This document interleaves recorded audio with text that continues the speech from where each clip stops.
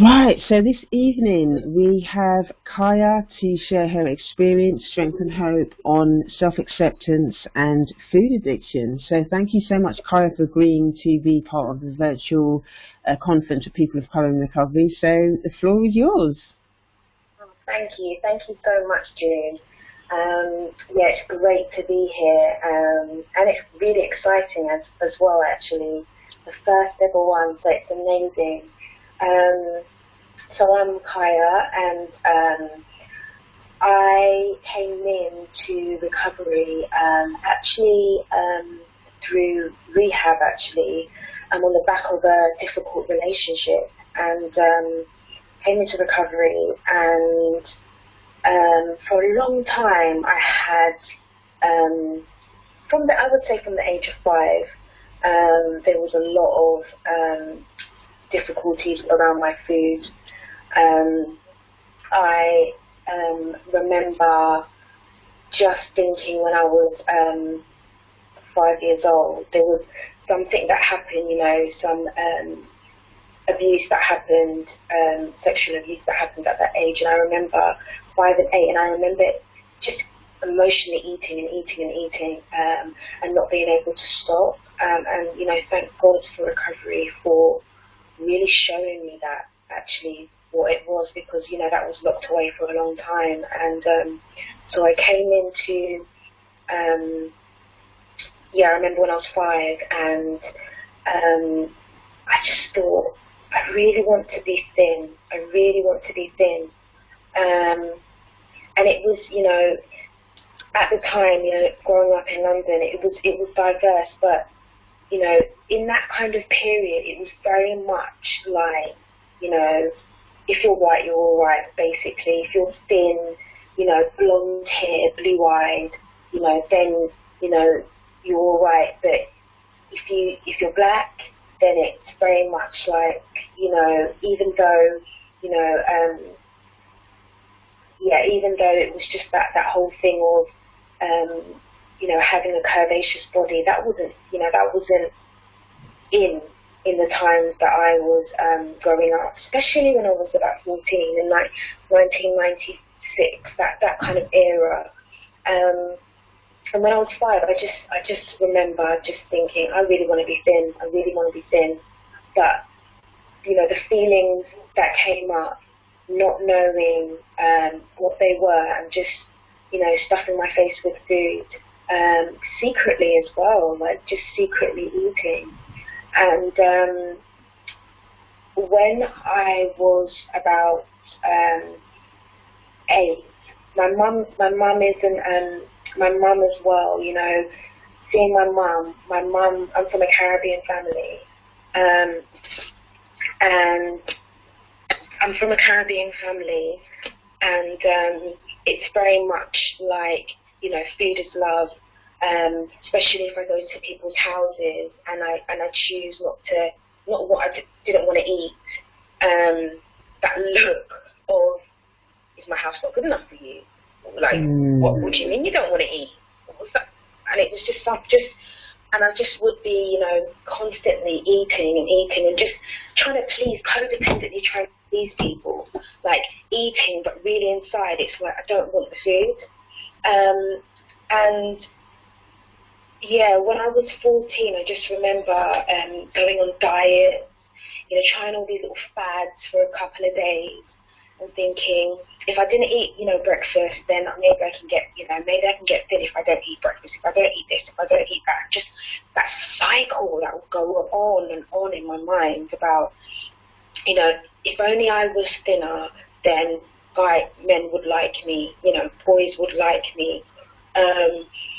And this went on for a long, long time, until I was about 20. It went on until I was about 21. And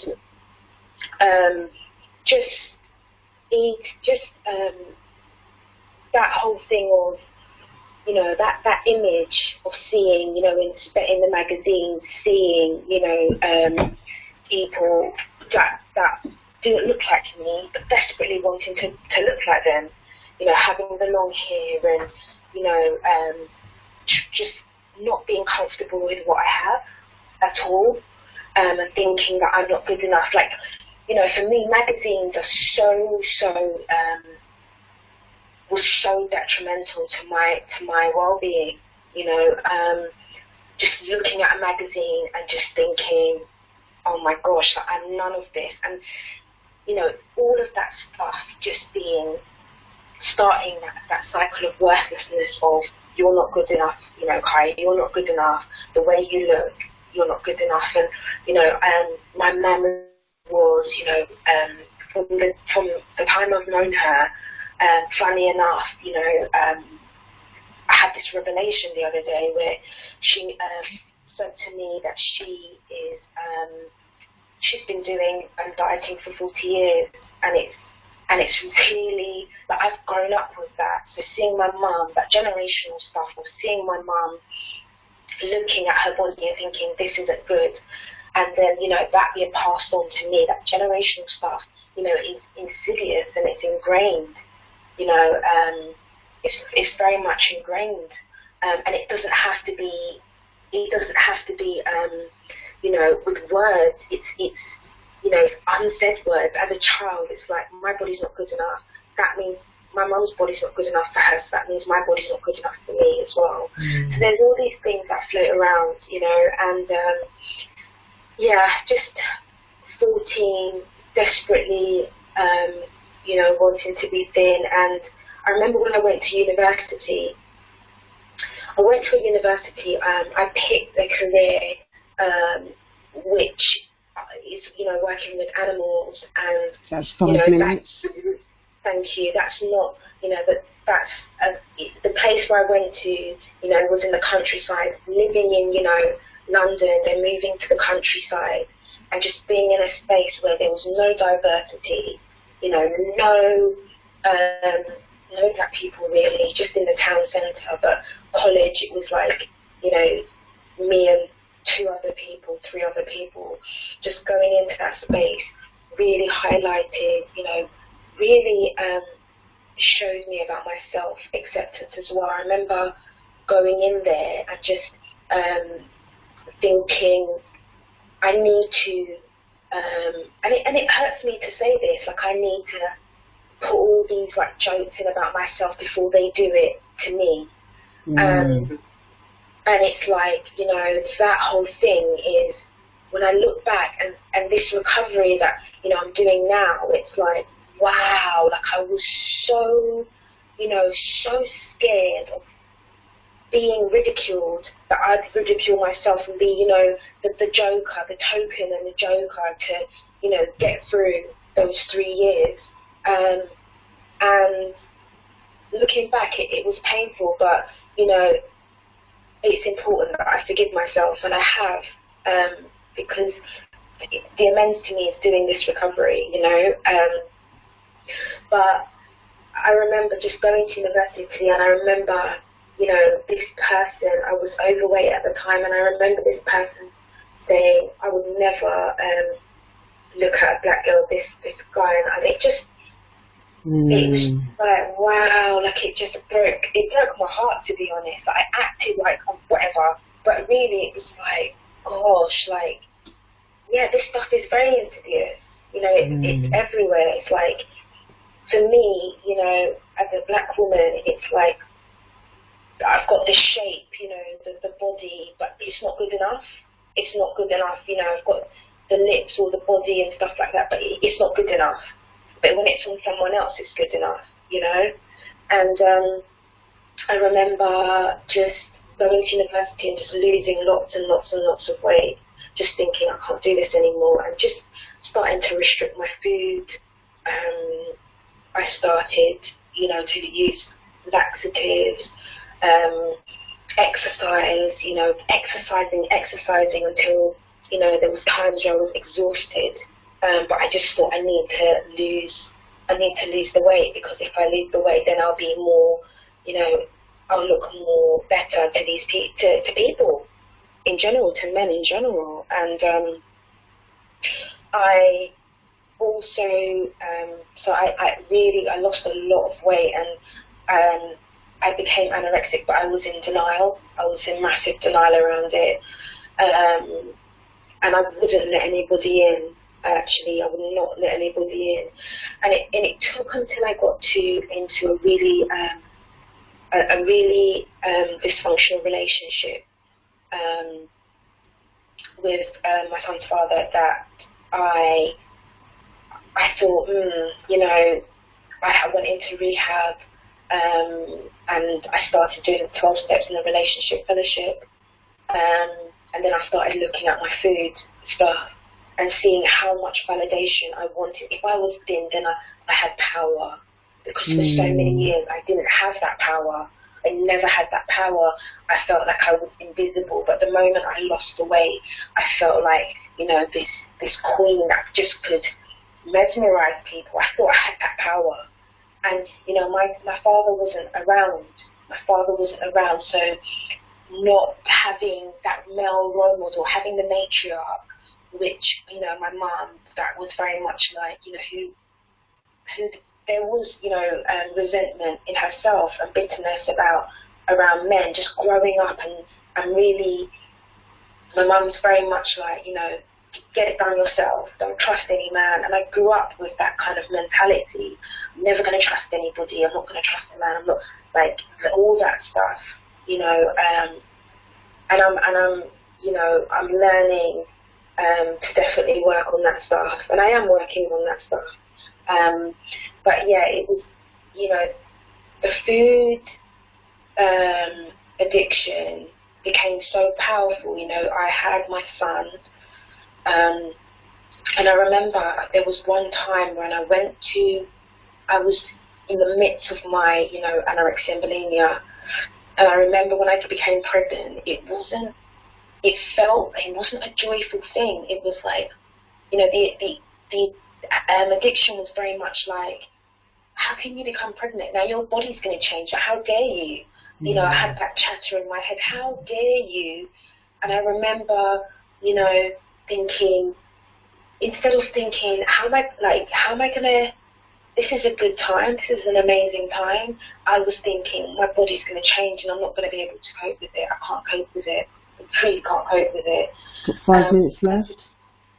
Thank you. And I just remember going to the chemist, and the chemist was very much like saying to me, if you don't stop, you're 3 months pregnant, if you don't stop with the laxatives, you're going to die, your child's going to die. And it's like, it kind of, like, the disease is so powerful, you know, it's such a powerful thing. And I think now, coming into, you know, I came into the POC stuff. For a long time I was in denial around it, and I remember connecting with Jude and us doing a little tap on the corner and being like, we're going to do this, yes, and, you know, do the, you know, the POC stuff. And, you know, I've been there I've just been on a ride, you know, with June, just doing this, and this has been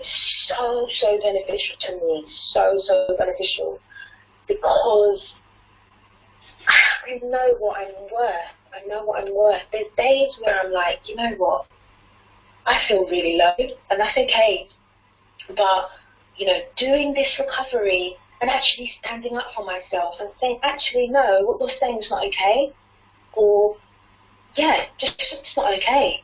And I'm in food, I'm in a fellowship that looks at the anorexia and bulimia stuff. And, you know, before I didn't have that freedom around food. I really restricted my food. Like, I would have, like, you know, a little bit, like, I would have the same food every day.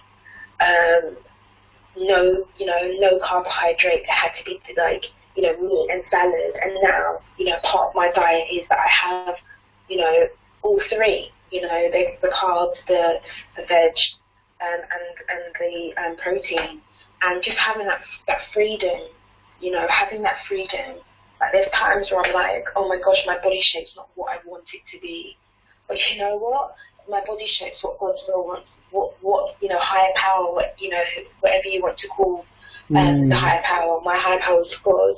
But just, you know, that, for me, like God is like, this is how I want you to be right now. And it's like sitting with it is so difficult because, you know, I want to use on it and I want people to be like, oh, you look nice, and they do. But it's so interesting how, you know, mindset is key. And that's what I'm learning about myself throughout this whole journey, you know, learning about the mindset is very important. And that's what I'm learning. I'm 5 years in now. And, you know, the onion layer just, you know, it peels and it peels, and then new things come up, and new revelations come up, and it's like, wow, okay. And for me, it's, you know, mindset. If my mindset's off track, no flow is gonna come in properly, you know, for me. So yeah, it's been not an easy ride, but I wouldn't do it any other way. I wouldn't do it any other way because, like, I had, you know, food recovery, food addiction for, you know, I say from the age of 5, but I think it's, you know, from the beginning, you know, at that first, with the breastfeeding, I didn't, you know, all of that stuff. So, yeah, I'm just grateful to be part of this and to share my story. Thank you. Wow, Kaya. Yeah, thank you so much for sharing your experience, strength and hope around food. There was so much stuff that I really got out of that. And it's interesting because I read an article the other day that talked a lot about the link between absent fathers and food addiction and depression, and how the three sort of, you know, they kind of merge together when there's absent father there. And I think that's, you know, for me, I know I make up that stuff is, you know, it's about the attachment stuff, what you're saying at the end.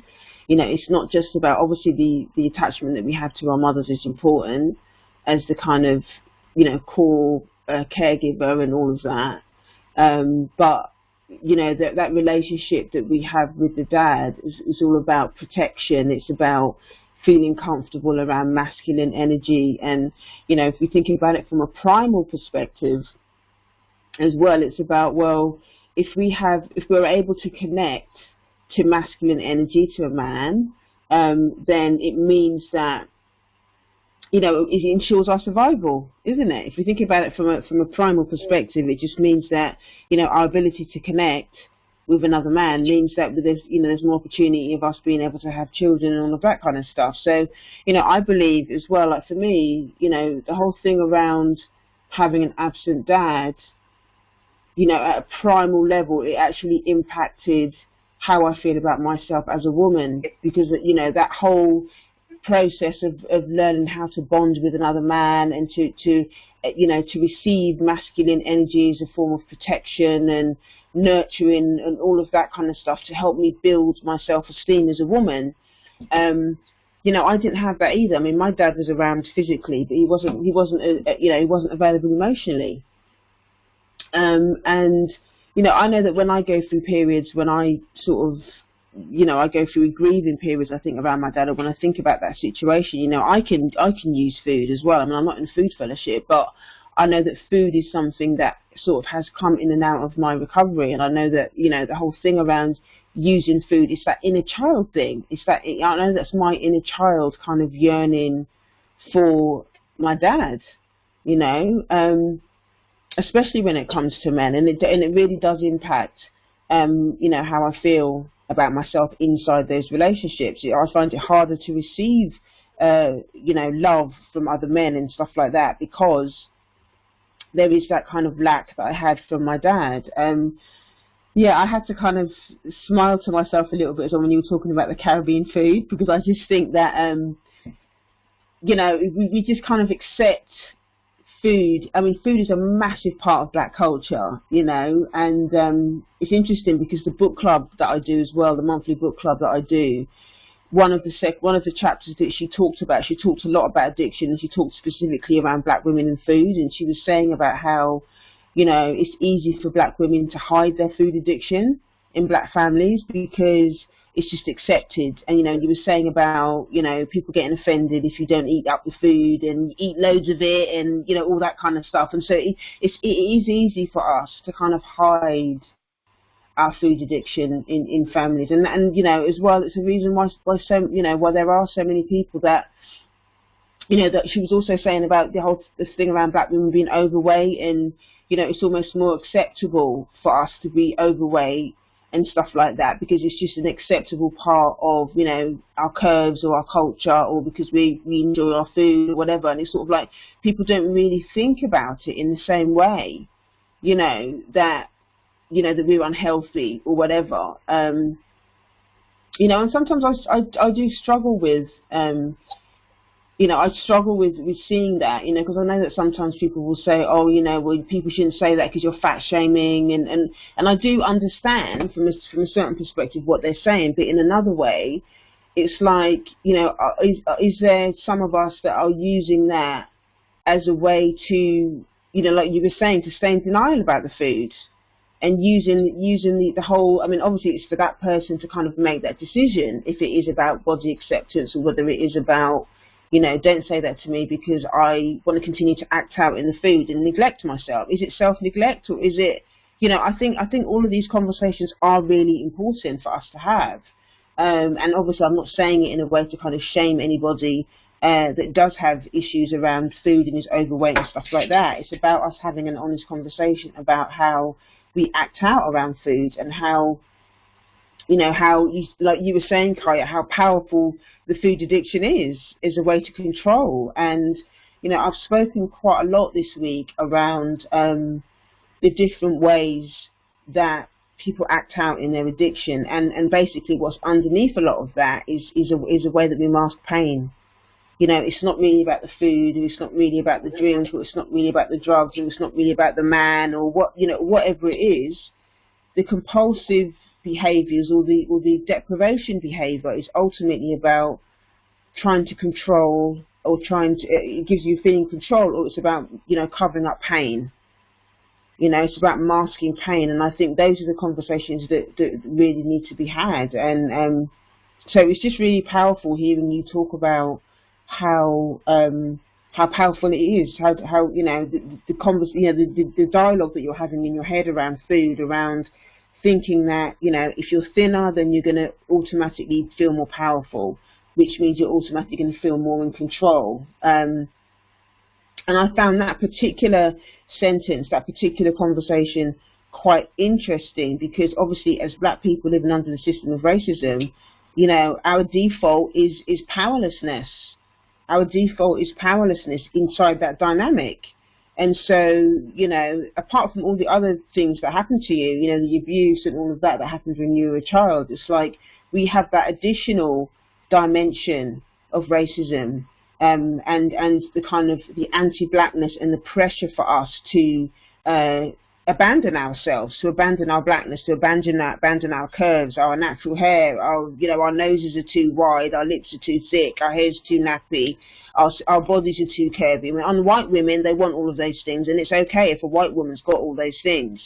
But if those same attributes are on a black woman, then all of a sudden it's offensive to people. And so, you know, for us, you know, being in that situation, and I think even at an unconscious level, even if it's not a conscious thing, you know, there's that pain around having to sit inside a body that is so, you know, so offensive to society on many levels. And even the thing around magazines and stuff, you know, I stopped buying. I used to love magazines like Vogue. I used to buy them all the time. You know, I spent a bit of time. You know, I worked as a professional model for 5 years, and so I understand the industry. And I was kind of, I loved it at the time. But now when I think about it, and I think about the magazines and all of that kind of stuff, you know, I was obsessed in many respects with the whole, you know, the whole idea of white being, you know, the kind of ultimate image, and you know, the whole thing about being really thin and all the rest of it. And I remember one time actually I did this fashion show for this Japanese lady, and it was in I can't remember whether it was in I think it was in the Science Museum or something. It was a big show, like at London Fashion Week. And I remember, you know, the actual designer, she chose to have all black models, and it was just, that was one of my most memorable times working as a model, because I remember, you know, walking down the runway with all of these black models, and you know, these models were like dark-skinned girls. They were just like so many different shades. Some of us had natural hair, and I just remember that was the first time I really felt proud about being a black woman, because I just thought, wow, like, look at this runway, like there's all these dope sisters on the runway. It was just like, it was just amazing. That was one of the only times, you know, before recovery, that I really felt proud of being a black woman. Just to see so many different shades and so many like beautiful black women just doing this thing, and I felt really honoured to be part of it. You know, and the other times that I spent as a model, you know, I was just, in a way, I just felt like an object in a way, because I didn't love myself, you know, and I think you know, that part of my life was very much kind of, I externalized my self-worth. You know, if they thought I was beautiful or whatever, then I would feel good about myself, and if I, you know, but other than that, I didn't feel good about myself for the sake of feeling good about myself. I just, you know, it had to be somebody else telling me that I felt good about myself. So, you know, I really hear you about, you know, the magazines and all of that kind of stuff, because it, you know, at that time, you know, it would trigger a lot of shame. Now I only buy magazines that, you know, have images of women that look like us. You know, I do tend to buy, you know, Vogue magazine and stuff more now, because obviously the editor's black guy, and you know, we have a lot more black models in it and all of that kind of stuff. So yeah, I do tend to, you know, I found myself buying it every now and then now, actually, because there's more black models and stuff in it, because they're being celebrated, and I love that. And I think it is important for my daughter to actually see, you know, those things. And the last thing that I'll share, actually, that is, you know, a really powerful part of being in recovery, and just sort of echoing the food thing, is that, you know, there's been some stuff that's come up around my daughter, actually, and sort of food, you know, compulsive food behaviour. And you know, she's been quite anxious and stuff about going to secondary school, and, you know, she's anxious about, you know, am I going to get bullied and all of that kind of stuff, and will they like me because of my locks and all of this, and, you know, and she you know, we've had quite open conversations. She's like, oh, mummy, you know, sometimes you know, I just want to eat sugar because I feel anxious, and, you know, if I feel bad, you know, if I feel scared or whatever. She's quite open. I mean, she's 11. But because of my recovery and because of what I understand about this process, you know, I'm able to sit with her and just say, look, okay, I understand why you want to eat that like that if you feel anxious, but let's have a conversation about it, and let's talk about some ways that you can deal with the anxiety rather than, you know, hurting yourself with food, you know. And I feel so proud of myself, and because of, you know, those recovery rooms are just magic. They really are just magic. Because if I hadn't been in those rooms, I wouldn't have been able to have that conversation with her about that. And I think to be able to have that conversation with my daughter at this age, you know, because it's not really about the food. You know, sometimes she likes to have a biscuit, and other times she understands the difference between when she's having a biscuit because she just fancies it and because she wants it. And she also understands when she's eating it because she feels upset about something and she's trying to cover it up. She's trying to make herself feel better by having a biscuit or an ice cream or whatever it is. So it's just really powerful to be able to use my recovery, and it comes into my parenting, and to be able to empower my daughter to not only be aware of her own behaviour and her own anxiety and stuff like that, and to also give her tools, and to know that she doesn't have to sit, you know, she doesn't have to deal with her anxiety by herself, and for us to be able to look at ways to be able to cope with the stresses of what it means to be in the world as a black girl, as a black woman, and that she doesn't have to hurt herself with food, and that she's not alone, you know, and I can talk to her about this stuff. So, oh my gosh, Kaya, just thank you so much for sharing, you know, what you shared. It was really powerful to hear you, and I'm just really grateful, really grateful, you know, to be able to call you a friend and fellow, and it's just been amazing, you know, the journey that we've been on together, you know, in recovery has been quite phenomenal. So I just feel really grateful about that. Yeah, so now we are going to, actually, let me just hit the record button to turn it off, and then we're going to open the floor up for sharing. So just bear with me 1 second.